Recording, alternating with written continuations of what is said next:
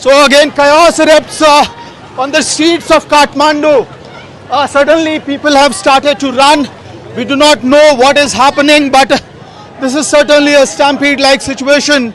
And the crowd that is coming from the Singh Darbar area, where the Ministry of Nepal, different government offices are located. So this is the traffic post which has been tumbled upon, and all of that traffic post which were broken down by the protesters are being set on fire. And now the crowd is leading a victory march of sorts. But suddenly you see some sort of stampede also happening. People, because they are running, you do not know what's going to happen. There are no leaders of this protest anymore. And the army and the new leaders such as Balendra Shah have to actually take it forward from here. They'll have to convince the younger generation who are on the streets right now, jubilant with a sense of victory. But there has to be an ending point because all of iron and rods that are around are being taken down by the protesters. Things are being set on fire.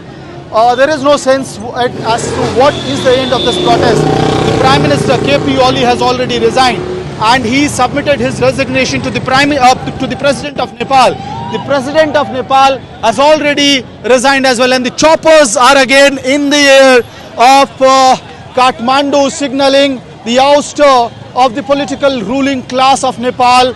And since morning we have seen, after the airport got shut down, the choppers are being used, army choppers are being used to take the political class out of the country. And the protesters from the Gen Z community are wanting to have complete dissolving of the parliament.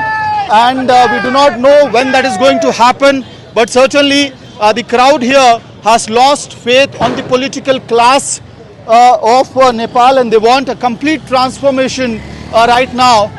There is no way to move forward from here. What could be that solution? Nobody knows, because there are no leaders of this particular protest that is being led by the Gen Zs in Nepal right now. This is a government school located on the Putli, near to Putli Sadak itself. This is Exhibition Road, and on the Exhibition Road as well, we can see only smoke on the other side.